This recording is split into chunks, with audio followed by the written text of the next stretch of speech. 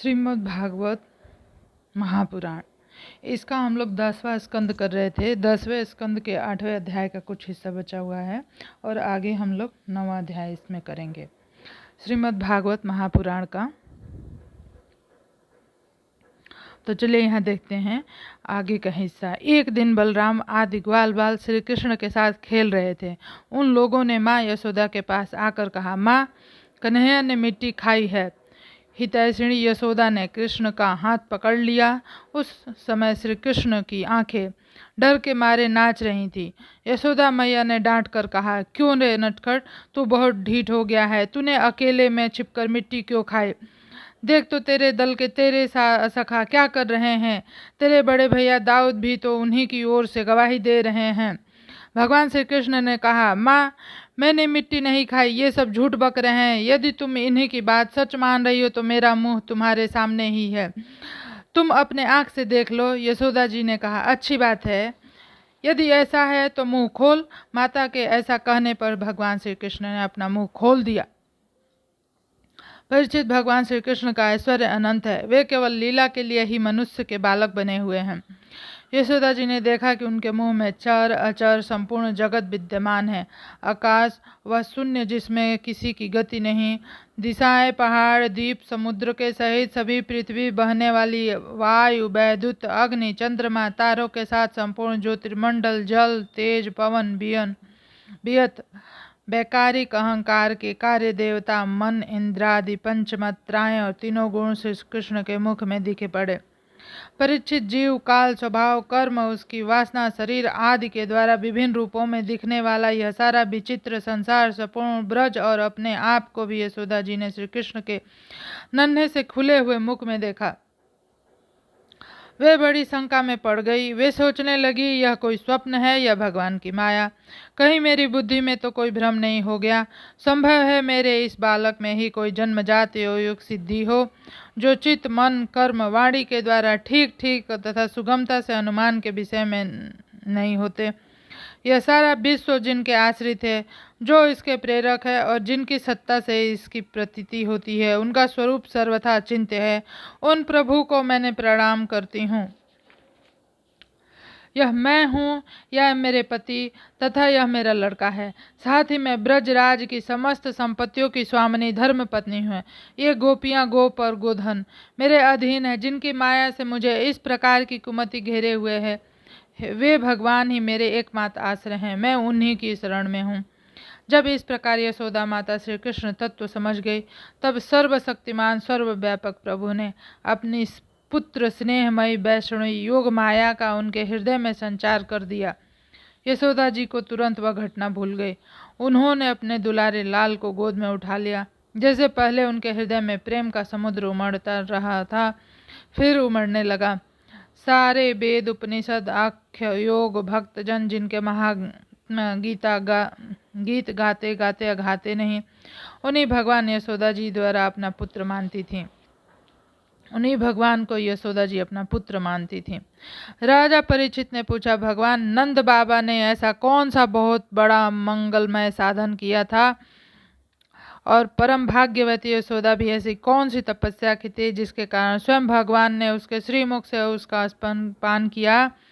वहाँ श्री कृष्ण के बाल लीलाएं, जो वे अपने ऐश्वर्य महात्मा आदि को छिपाकर ग्वाल बालों में करते हैं, इतनी पवित्र है कि उनका श्रवण कीर्तन करने वाले लोग भी सारे पाप, ताप, संताप शांत हो जाते हैं। त्रिकालदर्शी ज्ञानी पुरुष आज भी उनका गान करते रहते हैं। वे ही लीलाएं उनके जन्मदाता माता पिता देवकी वासुदेव को तो देखने का तो न मिली। नंद यशोदा उनका अपार सुख लूट रहे हैं, इसका क्या कारण है? श्री सुखदेव जी ने कहा, परीक्षित, नंद बाबा पूर्व जन्म में एक श्रेष्ठ वसु थे। उनका नाम था द्रोण और उनकी पत्नी का नाम था धरा। उन्होंने ब्रह्मा जी के आदेशों का पालन करने की इच्छा से उसमें कहा, भगवान, जब हम पृथ्वी पर जन्म लें तब जगदीश्वर भगवान श्री कृष्ण में हमारी अनन्य प्रेममयी भक्ति हो, जिस भक्ति के द्वारा संसार में लोग अनायास ही दुर्गति को प्राप्त कर जाते हैं। ब्रह्मा जी ने कहा, ऐसा ही होगा। वे ही परम यशस्वी भगवान मैं द्रोण ब्रज में पैदा हुए और उनका नाम हुआ नंद, और वे ही धरा ही धरा इस जन्म में यशोदा के नाम से उनकी पत्नी हुई। परीक्षित, अब इस जन्म में जन्म मृत्यु के चक्र से छुड़ाने वाले भगवान उनके पुत्र हुए और समस्त गोप गोपियों की अपेक्षा इन पति पत्नी नंद और यशोदा जी का उनके प्रति अत्यंत प्रेम हुआ। ब्रह्मा जी बात सत्य करने के लिए भगवान श्री कृष्ण बलराम जी के साथ ब्रज में रहकर समस्त ब्रजवासियों को अपने बाल लीलाओं से आनंदित करने लगे। 9वां अध्याय, श्री कृष्ण का उखल से बांधा जाना। श्री सुखदेव जी कहते हैं, परीक्षित, एक समय की बात है, नंद रानी यशोदा जी ने घर की दासियों को तो दूसरे कामों में लगा दिया और स्वयं दही मथने लगी। मैंने तुमसे अब तक भगवान की जिन जिन बाल लीलाओं का वर्णन किया है, दही मंथन के समय वे उन सब का स्मरण करती और गाती भी जाती थीं। वे अपने स्थूल कटी भाग में सूत से बांधकर रेशमी लहंगा पहने हुए थीं। उनके स्तनों में पुत्र स्नेह की अधिकता से दूध चूता जा रहा था और वे कांप भी रहे थे। नेति खींचते रहने से बाह कुछ थक गई थी। हाथों के कंगन और कानों के कर्णफूल हिल रहे थे। मुंह पर पसीने की बूंद झलक रही थी। चोटी में गुथे हुए मालती के सुंदर पुष्प गिरते जा रहे थे। सुंदर भौवाल यशोदा इस प्रकार दही मथ रही थी। उस समय भगवान श्री कृष्ण स्तन पीने के लिए दही मथती हुई अपनी माता के पास आए। उन्होंने अपनी माता के हृदय में प्रेम और आनंद को और भी बढ़ाते हुए दही की मथनी पकड़ ली और उन्हें मथने से रोक दिया। श्री कृष्ण माता यशोदा की गोद में चढ़ गए। वात्सल्य स्नेह की अधिकता से उनके स्तनों से दूध तो स्वयं ही झर रहा था। वे उन्हें पिलाने लगी और मंद मंद मुस्कान से युक्त उनको मुंह देखने लगी। इतने में ही दूसरी ओर अंगीठी पर रखे हुए दूध में उफान आया। उसे देखकर यशोदा जी उन्हें अतृप्त ही छोड़कर जल्दी से दूध उतारने के लिए चली गईं। से श्री कृष्ण को कुछ क्रोध आ गया। उनके लाल लाल होठ फड़कने लगे।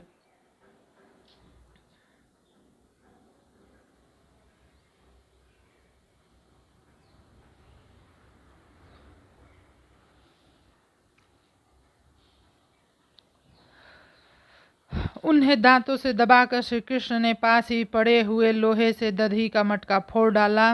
बनावटी आंसू आंखों में भर लिए और दूर से घर में जाकर अकेले में बासी माखन खाने लगे। यशोदा जी आटे दूध को उतार कर फिर मथने के घर में चली आईं। वहां देखती हैं तो दही का मटका कमोरा टुकड़े टुकड़े हो गया। वे समझ गईं कि यह सब मेरे लाल की करतूत है। साथ ही उन्हें वहां न देखकर यशोदा माता हंसने लगी। इधर उधर ढूंढने पर पता चला श्री कृष्ण उल्टे हुए उखल पर खड़े हैं। छींके पर का माखन लेकर बंदरों को खूब लुटा रहे हैं। उन्हें यह भी डर था कि कहीं मेरी चोरी खुल न जाए, इसलिए चौकन्ना होकर चारों ओर ताकते जाते हैं। यह देखकर यशोदा रानी पीछे से धीरे धीरे उनके पास जा पहुंची।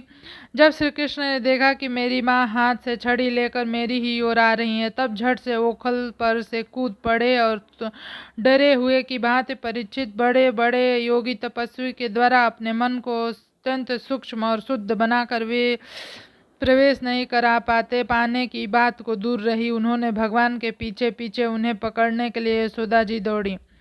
जब इस प्रकार माता यशोदा श्री कृष्ण के पीछे दौड़ने लगी, तब कुछ ही देर में बड़े बड़े हिलते हुए नितंबों के साथ उनकी चाल धीमी पड़ गई। वेग से दौड़ने के कारण चोटी की गांठ ढीली पड़ गई। वे जो आगे बढ़ती, पीछे पीछे चोटी में गुथे हुए फूल गिरते जाते। इस प्रकार सुंदरी यशोदा ज्यों करके उन्हें पकड़ सकें। श्री कृष्ण का हाथ पकड़कर वे उन्हें डराने धमकाने लगी। उस समय श्री कृष्ण की झांकी बड़ी विलक्षण हो रही थी। अपराध तो किया ही था, इसलिए रुलाई रोकने पर भी न रुकती थी। हाथों से आंखें मल रहे थे, इसलिए मुंह पर काजल की स्याही फैल गई थी।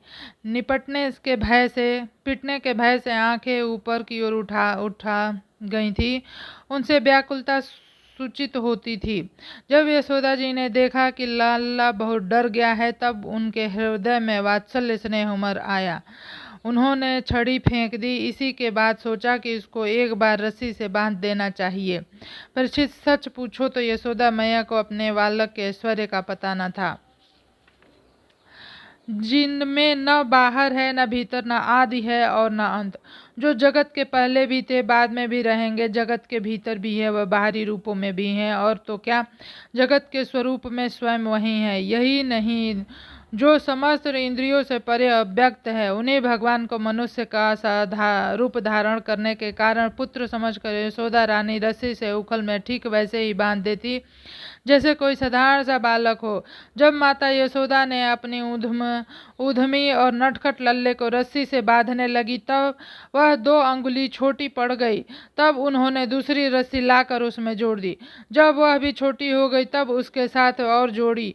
इस प्रकार वे जो जो रस्सी लाती और जोड़ती गई, त्यों तो जुड़ने पर भी वे सब 2 अंगुल छुट्टी पड़ती गई। यशोदा रानी ने घर की सारी रस्सियां जोड़ डाली, फिर भी वे भगवान श्री कृष्ण को न बांध सकी। उनकी असफलता देखकर गोपियां मुस्कुराने लगी और वे स्वयं भी मुस्कुराते हुए आश्चर्यचकित हो गए। भगवान श्री कृष्ण ने देखा कि मेरी माँ का शरीर पसीने से लथपथ हो गया है, चोटी में गुथी हुई मालाएं गिर गई हैं और वे बहुत थक सी गई है। तब कृपा करके वे स्वयं ही अपनी माँ के बंधन में बंध गए। परीक्षित, भगवान श्री कृष्ण परम स्वतंत्र है। ब्रह्मा, इंद्र आदि के साथ यह संपूर्ण जगत उनके वश में है, फिर भी इस प्रकार बांध कर उन्होंने संसार को यह सारा दिखला दिया कि मैं अपने प्रेमी भक्तों के बस में हूँ। ग्वालिनी यशोदा ने मुक्तिदाता मुकुंद से जो कुछ अनिर्वचनीय कृपा प्रसाद प्राप्त किया, वह प्रसाद ब्रह्म पुत्र होने पर भी, संकर्मा आत्मा होने पर भी और वक्ष स्थल पर विराजमान लक्ष्मी अर्धांगिनी होने पर भी न पा सके। यह गोपिकानंदन भगवान अनन्य प्रेमी भक्तों के लिए जितने सुलभ है, उतने देह अभिमानी कर्मकांडी तपस्वियों को तथा अपने स्वरूप भूत ज्ञानियों के लिए भी नहीं है। इसके बाद नंद रानी यशोदा जी तो घर के काम धंधों में उलझ गईं और उखल में बंधे हुए भगवान श्याम सुंदर उन दोनों अर्जुन वृक्षों को मुक्ति देने की सोची, जो पहले यक्षराज कुबेर के पुत्र थे। उनके नाम थे नल, कुबर और मणिग्रीव। इसके पास धन, सौंदर्य, ऐश्वर्य की पूर्णता थी। इनका घमंड देखकर ही देवर्षि नारद जी ने शाप दिया था और ये वृक्ष हो गए थे। 10वां अध्याय।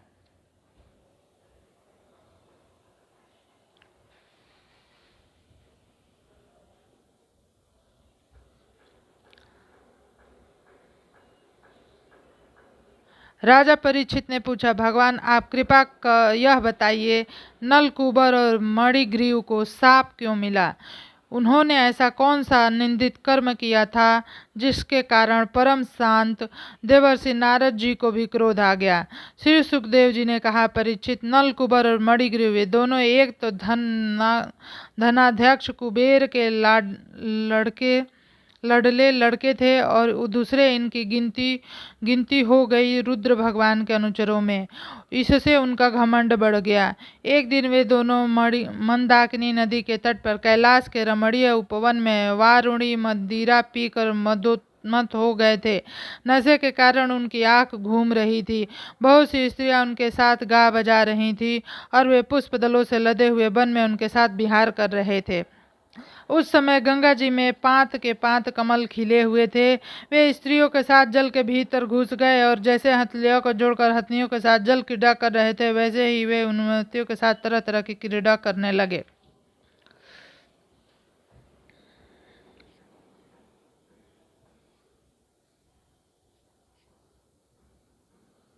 परीक्षित, संयोग बस उधर से परम समर्थ देवर्षि नारद जी आ निकले। उन्होंने उन यक्ष युवकों को देखा और समझ लिया कि ये इस समय मतवाले हो रहे हैं। देवर्षि नारद को देखकर वस्त्रहीन अप्सराएं लज्जा गईं। साप के डर से उन्होंने तो अपने अपने कपड़े झपट पहन लिए, परंतु इन यक्षों ने कपड़े नहीं पहने।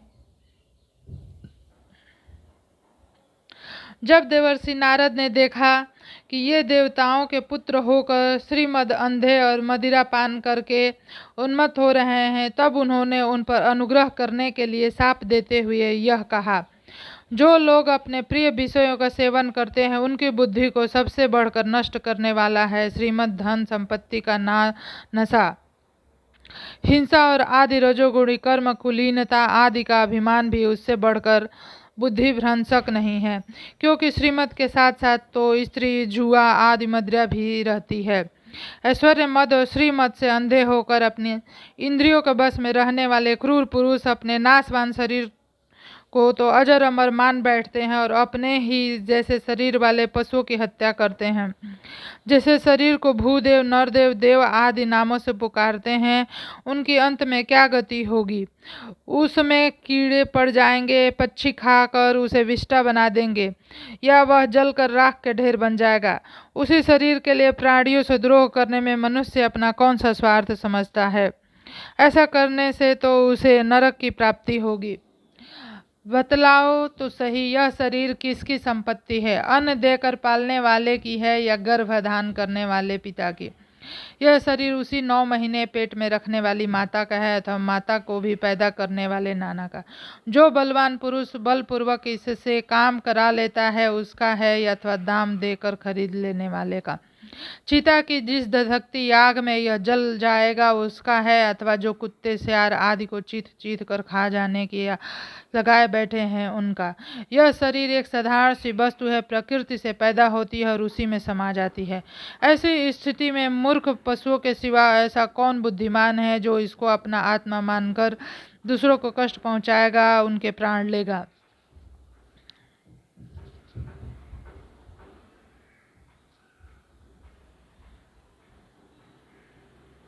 जो दुष्ट श्रीमत से अंध हो रहे हैं उनकी आंख में ज्योति डालने के लिए दरिद्रता ही सबसे बड़ा अंजन है, क्योंकि दरिद्र यह देख सकता है कि दूसरे प्राणी भी मेरे ही जैसे हैं। जिसके शरीर में एक बार कांटा गड़ जाता है वह नहीं चाहता कि किसी भी प्राणी को कांटा गड़ने की पीड़ा सहनी पड़े।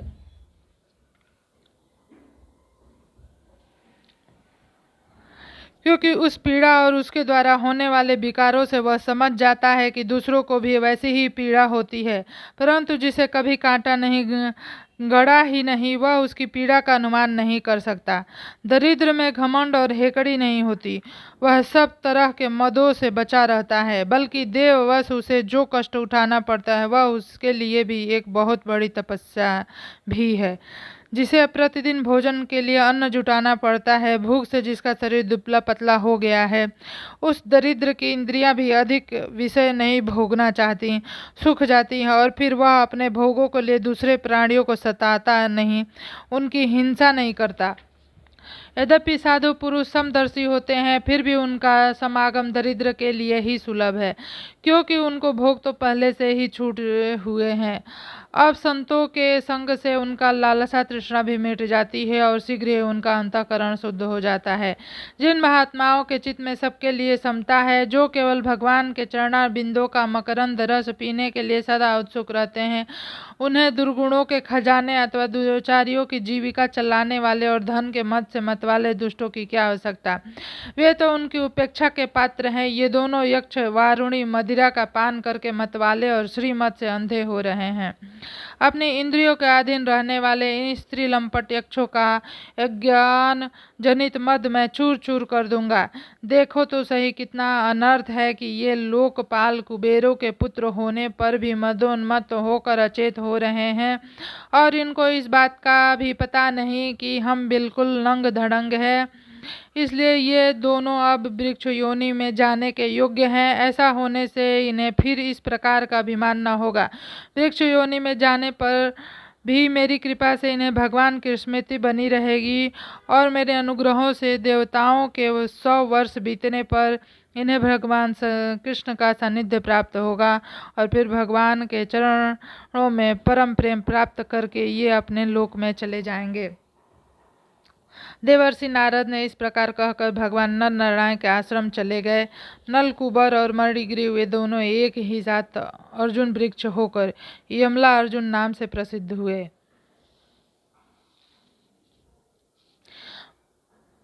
भगवान श्री कृष्ण ने अपने परम प्रेमी भक्त देवर्षि नारद जी की बात सत्य करने के लिए धीरे धीरे उखल घसीटते हुए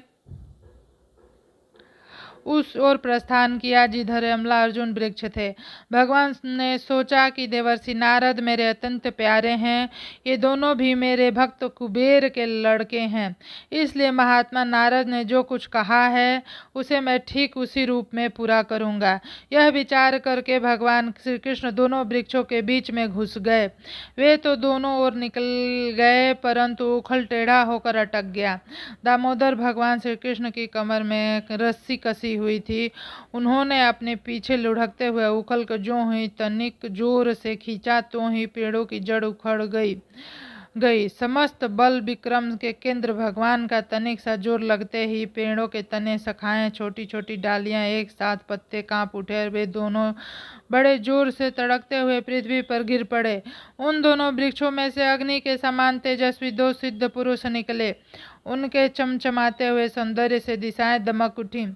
उन्होंने संपूर्ण लोकों के स्वामी भगवान श्री कृष्ण के पास आकर उनके चरणों में सिर रखकर प्रणाम किया और हाथ जोड़कर शुद्ध हृदय से उनकी इस प्रकार स्तुति करने लगे। उन्होंने कहा,